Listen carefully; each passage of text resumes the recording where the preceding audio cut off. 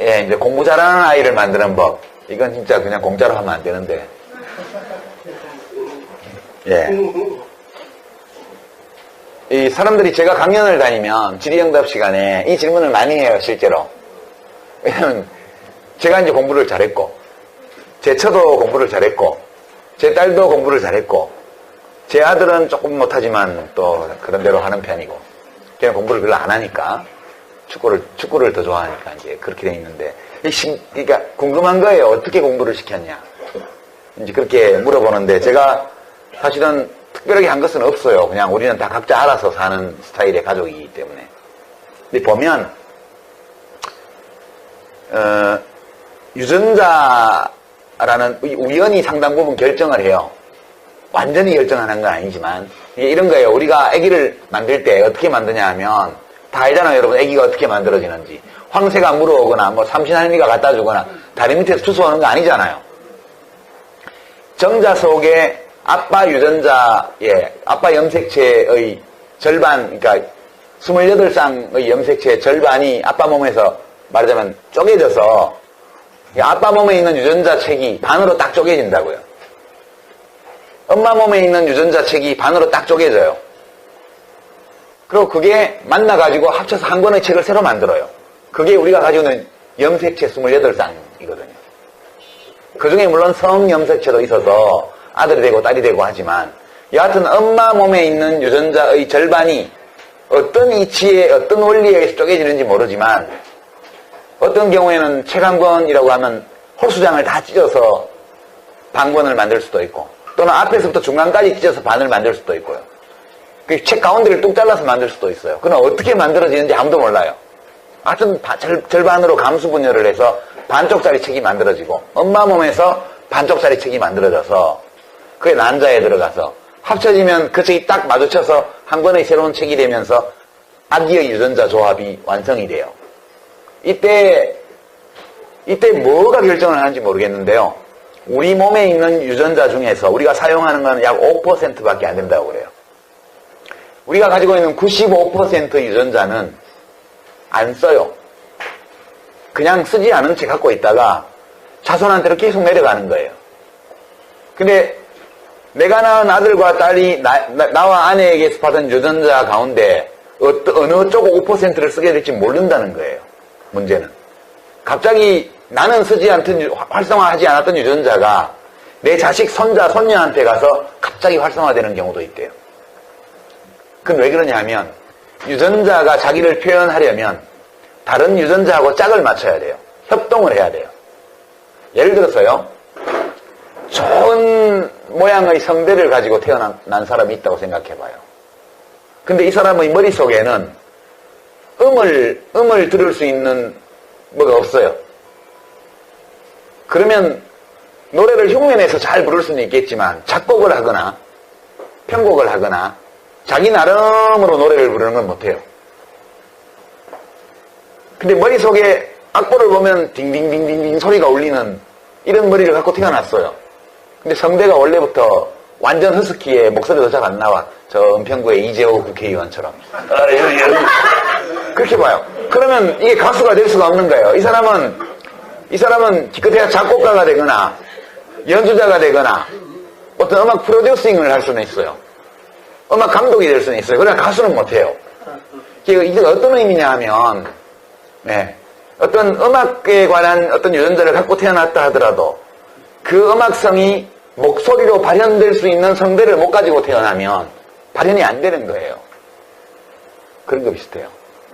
그러니까 이거는 인간이 아직도 이해 못하는 부분인데요. 여하튼 그렇게 결합해서 한 사람이 만들어져요. 원래의 유전자 조합이.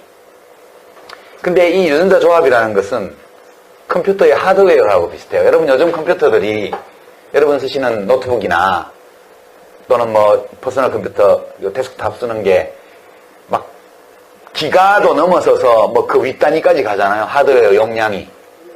그렇죠? 그렇지만 여러분이 실제로 쓰는 용량이 얼마나 돼요? 얼마 안 되죠? 작은 메모리는 몇 기가밖에 안 된다고요. 컴퓨터 전체를 돌리는 게 아니고, 컴퓨터를 책상에 비유하면 책상 전체를 늘 쓰는 게 아니고 책상의 어느 한 귀퉁이를 우리가 쓰는 거예요. 그러니까 우리 인간의 유전자 풀이라는 거, 유전자라는 것은 컴퓨터의 큰 하드웨어하고 똑같은 거예요. 근데 거기에 어떤 소프트웨어, 운영체계가 결합하냐. 우리 보통 윈도우 쓰죠? 마이크로소프트 윈도우를 많이 쓰죠. 또는 리눅스처럼 무료로 배포되는 그 소프트웨어를 쓰는 경우도 있어요. 우리나라는 윈도우가 이제 대세로 돼 있죠. 윈도우 위에 인터넷 익스플로러 같은 응용 프로그램을 붙여서 우리가 인터넷 검색을 하잖아요. 다른 응용 프로그램도 있죠. 그러니까 결국 우리가 가지고 태어나는 유전자라는 것은 우연적으로 결정되는데 그것은 거대한 하드웨어 비슷한 거예요. 이제 그 하드웨어 위에 어떤 운영 시스템을 붙이냐에 따라서 달라질 수 있다는 게 이제 뇌과학자들의 설명이더라고요. 그러니까 이제 이런 겁니다. 생물학적으로 우연히 결정되는 게 있어요. 그 다음에 그 하드웨어를 갖고 사람들이 태어나는데 그 하드웨어 위에 어떤 운영 시스템을 만드느냐는 환경의 영향을 굉장히 많이 받는다고 그래요. 이제 우리가 공부를 하는 거는 전부 다 대뇌 피질이 하는 역할이에요. 우리 뇌는 3층으로 되어 있거든요. 맨 밑에는 뇌간이라고 그래서 뇌간. 그게 지하실처럼 이렇게 있어요. 그거는 파충류들도 갖고 있는 뇌예요. 파충류 때 생긴 뇌래요. 그 위에 이제 변연계라고 해서 1층이 있어요. 그 1층은 이제 포유류가 나타나면서 만들어진 거래요. 되게 이제 이 변연계, 이제, 뇌간은 뭘 하냐면, 목마르면 마시고, 배고프면 먹고, 뭐, 돌이 날아오면 피하고, 이런, 다른 동물들도 다 하는 거예요. 예. 뭐, 음식이 보이면 집어먹고, 이런 게 다 이제 뇌간이 하는 거예요. 지하실에서 하는 거예요. 1층은 뭘 하냐? 1층은, 벌써 좀 고급 기능을 하기 시작하는데, 1층이 하는 기능 중에 제일 중요한 게, 연애, 짝짓기요.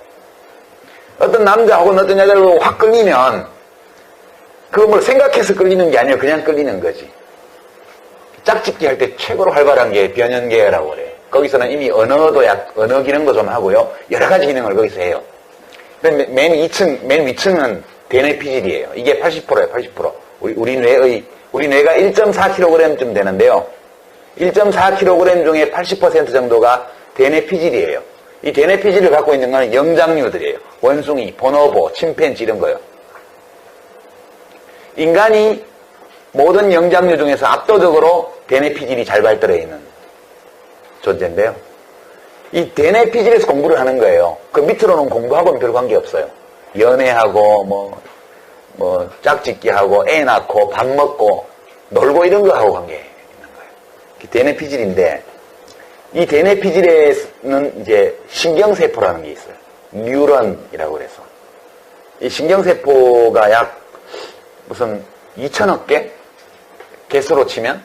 하여튼 있다고 그러고요. 각각의 신경세포가 이렇게 안테나를 만드는데 그게 신경세포 하나마다 10개 내지 1000개 그렇게 있대요. 그 신경세포들이 그 안테나를 통해서 다 연결되어 있답니다. 정말 짧은 시간에 엄청난 전기신호, 화학신호를 주고받으면서 모든 일을 다 해낸대요, 여기가.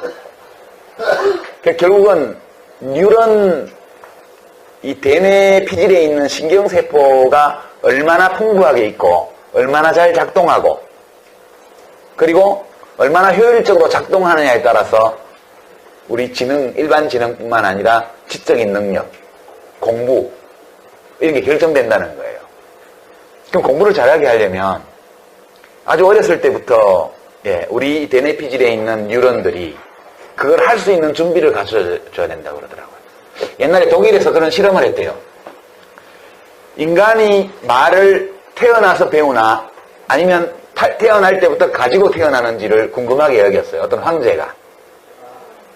이게 만약 가지고 태어난다면 말을 안 가르쳐도 하게 될 거 아니야 이거예요. 그래서 신생아들을 방에다 쫙 눕혀놓고 인체의 대화, 신체 접촉 이걸 다 못하게 하고 우유만 먹인 거예요. 우유만. 일체의 교신, 교감, 대화, 포옹, 신체 접촉 없이 어떻게 될게요? 애들이 다 죽었어요. 우유만 먹인다고 사는 게 아니라고요. 왜 죽었을까? 뇌가 형성이 안 되는 거예요. 그러니까 우리가 처음에 인간이 태어날 때, 아기가 태어날 때는 실제 우리가 사용하는 것보다 훨씬 많은 숫자의 신경세포를 가지고 태어난대요. 뱃속에 있을 때 그걸 무지무지하게 만들어낸대요. 그러고 나서 태어나서 얼마 동안에 필요한 거를 남기고 나머지는 잡초 뽑아내듯이 다 없어진다. 그러니까 이 이야기는 우리들의 대뇌 피질이 어떻게 형성이 되냐 하면 그냥 그거 형성되는 것까지 다 유전으로 결정되는 게 아니라는 거예요. 뱃속에 있을 때부터 내가 형성되기 시작한 초기부터 상당한 나이가 될 때까지 지속적으로 환경의 영향을 받는다고 그래요. 어떤 과제를 부여받느냐에 따라서 달라진다는 거예요. 이제 유명한 실험이 고양이 실험인데요. 건강하게 태어난 고양이가 있었어요. 두 눈을 다 꿰매버렸어요. 두 눈을 다. 꿰매버리고 극진히 잘 돌봤어요. 그러면서 몇 달이 지나고 나서 눈을 다시 봉합을 풀고 눈을 뜨게 했어요. 어떻게 될게요? 고양이는 못 보는 거예요. 못 봐요, 고양이는. 왜? 이 눈에 있는 시신경과 그 다음에 시각 정보들을 처리하는 뇌의 부위 사이에 연결망이 안 만들어져서 눈으로 빛이 들어와도 그 빛이도가 뇌의 그 일을 처리하는 부위에 전달이 안 되는 거예요. 왜 전달이 안 되냐 봤더니 고양이의 뇌에 있는 뉴런들이 이미 다른 업무에 다 배치가 돼가지고 그 시각 정보를 처리하는 연결망을 못 만들어낸다는 거예요. 그래서 한쪽 눈만 꼬매면 어떨까? 한쪽 눈만 꼬맸어요. 그랬더니 나중에 띄워보니까 한쪽 눈만 못 보는 거예요.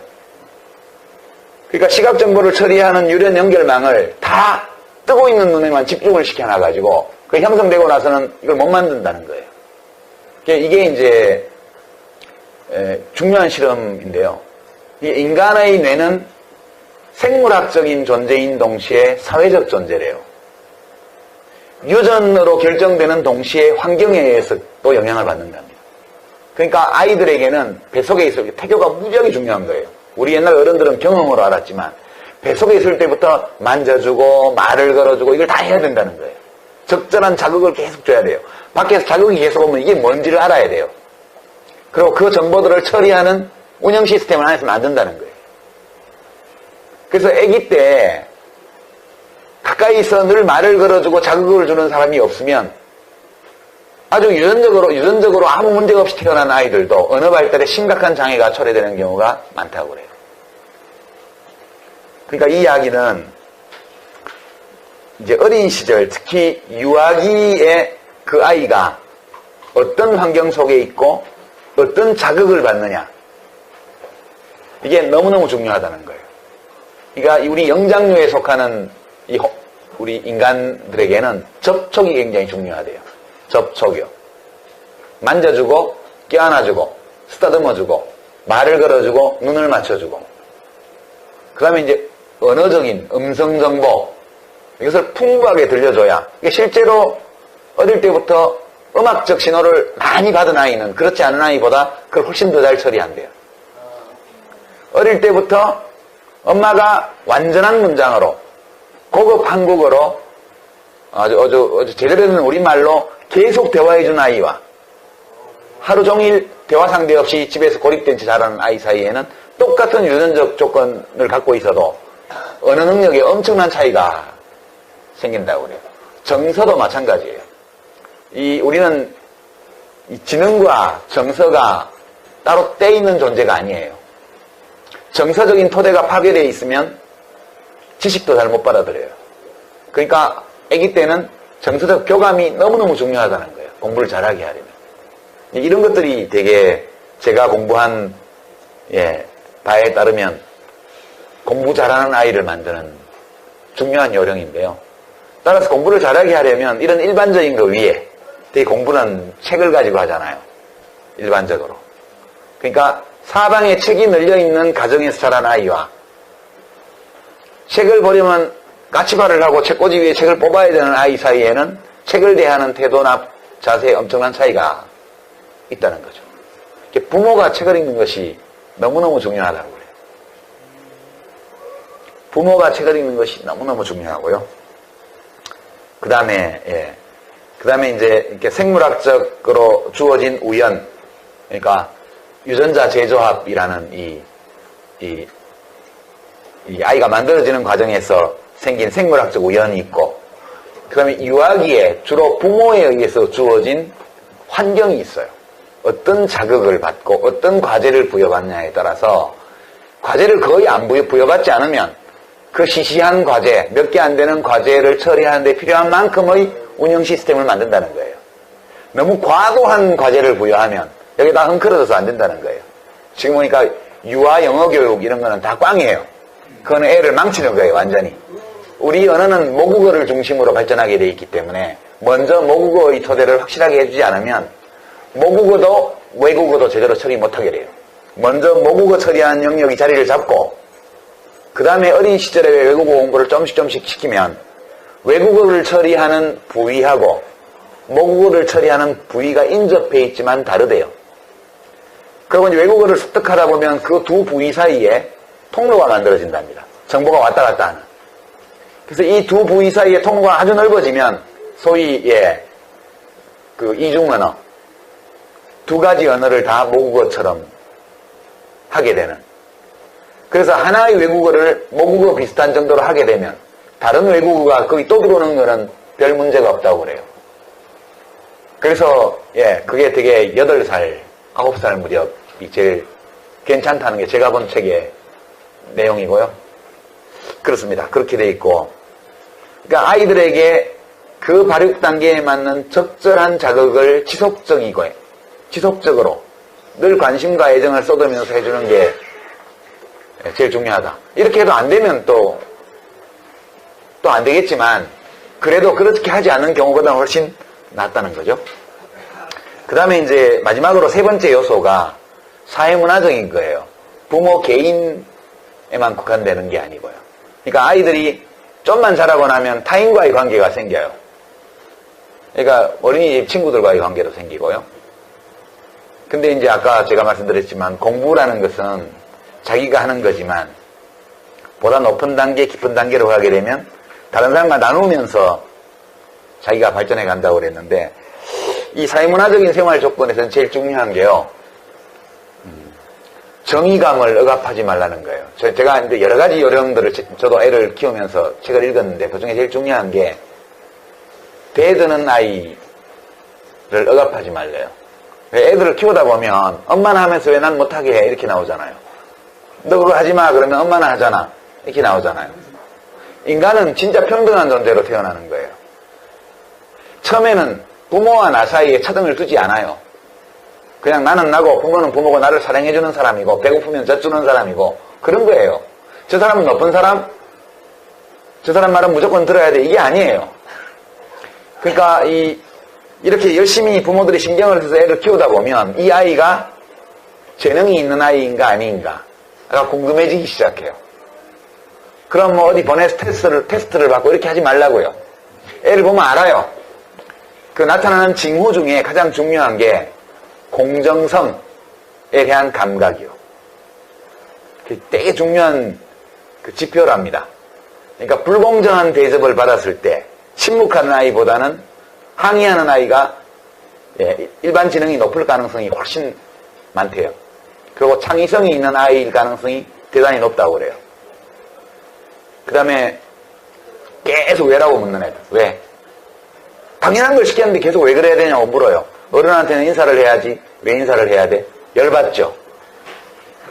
열받잖아요. 어른한테 인사를 해야 되는데 모르는 사람한테 왜 인사를 해 이렇게 물어요. 애는 아는 사람이니까 인사를 하는 거예요. 지는. 근데 모르는 어른한테 인사를 하라고 그러니까 왜? 그 엄마는 황당해요. 뭐 이런 애가 다 있어. 그게 아니라는 거예요.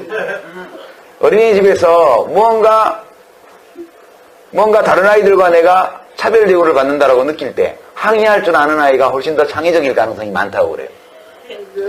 더 나아가서는 내 일이 아니지만 내 주변의 누군가가 페어하지 못한, 그러니까 공정하지 못한 어떤 대접을 받을 때, 그럴 때 자기 일이 아님에도 불구하고 나서서 항의해주는 아이가 창의성이 뛰어날 가능성이 더 높다는 거예요.